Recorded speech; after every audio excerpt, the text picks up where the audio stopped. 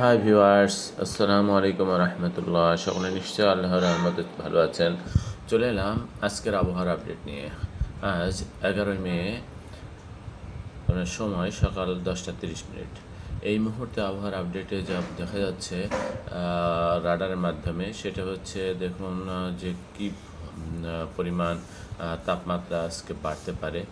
সেটা হচ্ছে আজকে দুপুর পর্যন্ত প্রায় বিভিন্ন জায়গায় দেখুন প্রায় 40-এর কাছাকাছি তাপমাত্রা। আপনার ঢাকাতে 39 ডিগ্রি সেলসিয়াস তাপমাত্রা, রাজশাহীতে 39 ডিগ্রি সেলসিয়াস তাপমাত্রা, এদিকে আপনার খুলনাও 39 ডিগ্রি। তো ম্যাক্সিমাম জায়গায় প্রায় 39 ডিগ্রি, কম বেশি হতে পারে, কোথাও 1-8 ডিগ্রি বেড়ে যেতে পারে, কোথাও 40 ডিগ্রি, কোথাও 41 ডিগ্রি। যেমন আমাদের আপনার মেহেরপুর, চুয়াডাঙ্গা, এখানে তো প্রতিদিনই প্রায় কদিন হচ্ছে 40-41 ডিগ্রি, 41.5, প্রায় 42 ডিগ্রির কাছাকাছি তাপমাত্রা যাচ্ছে। কারণ এই অঞ্চলের মধ্যবর্তী অঞ্চল দিয়ে লু বয়ে যাচ্ছে, সে কারণে কিন্তু এত পরিমাণ তাপের মাত্রা। মেহেরপুরে দেখুন 39 ডিগ্রি, চুয়াডাঙ্গাতে, আলমডাঙ্গাতে 39 ডিগ্রি, দামোড়াতে 38 ডিগ্রি সেলসিয়াস তাপমাত্রা। আপনার এদিকে যশোরে 37 ডিগ্রি, কোটচাঁদপুরে 38 ডিগ্রি। এগুলো সবই দুপুর পর্যন্ত হতে পারে এই তাপমাত্রাগুলো। আমি দুপুরের আপডেটটা দেখাচ্ছি যে কী পরিমাণ হতে পারে, কিন্তু বর্তমানে এখন কিন্তু অনেক আরও কম আছে।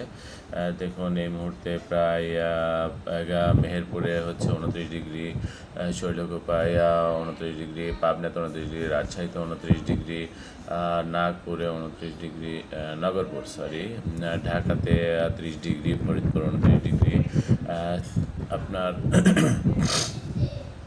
চিটাগাঙে 29 ডিগ্রি, সিলেটে 27 ডিগ্রি,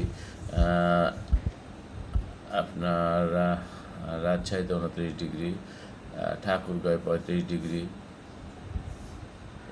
এই জাতীয় তাপমাত্রা। আমাদের খুলনাতে দেখি 29 ডিগ্রি, কিন্তু এটা আস্তে আস্তে বেড়ে আপনার ঠিক দুপুর পর্যন্ত এটা যে দাঁড়াবে প্রায় 39 ডিগ্রি সেলসিয়াস তাপমাত্রা, এবং 29 ডিগ্রি, 39 ডিগ্রি বা 40 ডিগ্রি এমন যাবে দুপুরের দিকে। তো আমরা সকলে সাবধানে থাকতে হবে ওই সময়টাতে। বাইরে বের হলে অবশ্যই ছাতা ব্যবহার করতে হবে। বিভিন্ন জায়গায় যদি অবস্থান নেন, তাহলে অবস্থানের সময় আপনার ছায়াযুক্ত জায়গায় অবস্থান নেওয়ার জন্য চেষ্টা করতে হবে। সাথে অবশ্যই দূর দূরান্তে যদি যান, অবশ্যই সাথে পানি ব্যবস্থা রাখতে হবে। তো সকলে সাবধানে চলাচল করুন। আর আমরা অন্য আবহাওয়া দেখি যে বর্তমানে আপনার বৃষ্টির সম্ভাবনা আছে কি না। দেখুন এই মুহূর্তে চিত্রের মাধ্যমে আমরা যেটা দেখতে পাচ্ছি, একেবারেই মেঘমুক্ত আকাশ। দেখুন বাংলাদেশের ওপরে কোনো বৃষ্টির মেঘের কোনো সম্ভাবনা দেখা যাচ্ছে না, পরিষ্কার আকাশ। আর হচ্ছে যদি কোথাও বৃষ্টি বা ঝড় বৃষ্টি হয়, সেটা তাৎক্ষণিকভাবে সেখানে মেঘের সৃষ্টি হয়ে সেই মেঘে ঝড় বৃষ্টি হতে পারে। এবং যেখানেই মেঘ হচ্ছে, ঝড় বৃষ্টির সম্ভাবনা তৈরি হচ্ছে, সেখানে কিন্তু প্রচুর পরিমাণে বজ্রপাত হচ্ছে, এবং সেই বজ্রপাতে বেশ ক্ষতি হচ্ছে, এবং সেখানে শিলাবৃষ্টিরও আশঙ্কা থাকছে। অনেক জায়গাতেই প্রচুর পরিমাণে শিলাবৃষ্টি হয়েছে, এবং শিলাবৃষ্টির কারণে বেশ কিছু ক্ষতির সম্মুখীন হয়েছে আমাদের এলাকাবাসীরা। আর এটা থেকে আসলে সকলে একটু সাবধান থাকবেন।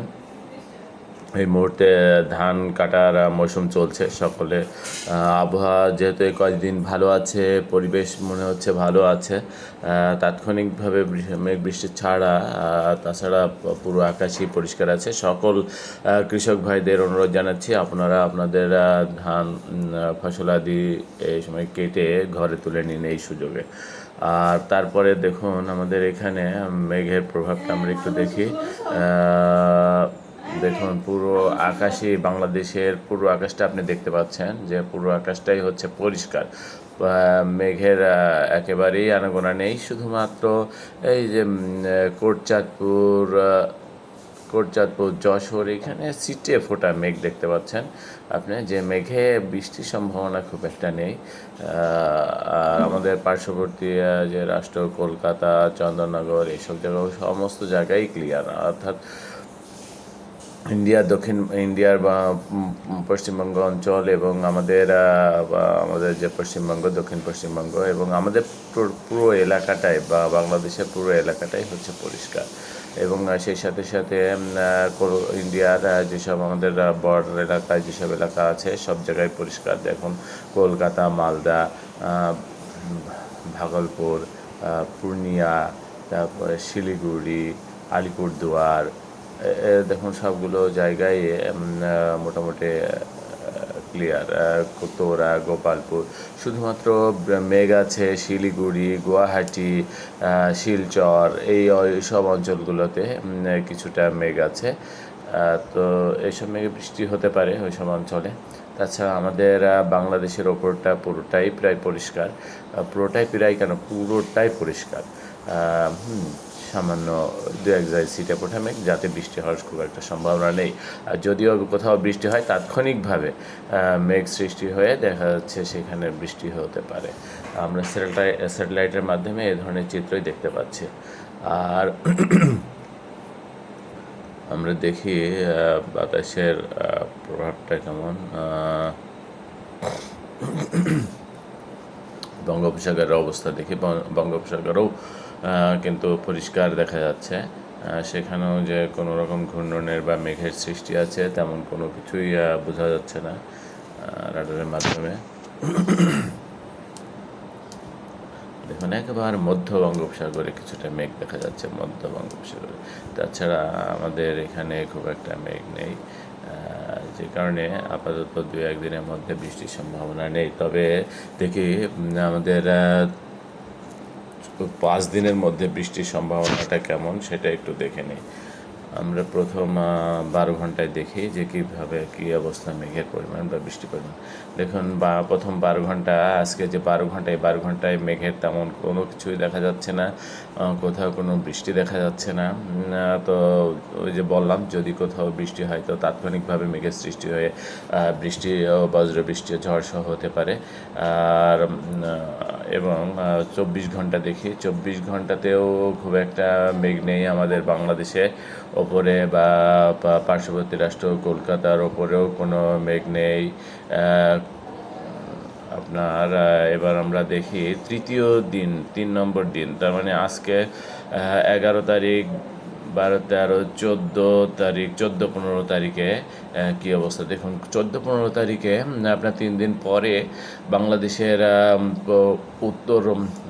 উত্তর এবং উত্তর পূর্ব অঞ্চল থেকে মেঘের সৃষ্টি হচ্ছে এবং প্রায় অঞ্চলেই উত্তর পূর্ব বেশ ম্যাক্সিমাম অঞ্চলেই হচ্ছে বৃষ্টি হওয়ার সম্ভাবনা আছে। এবং সেই সাথে সাথে এটা দেখি পঞ্চম দিনে কী অবস্থা যায়।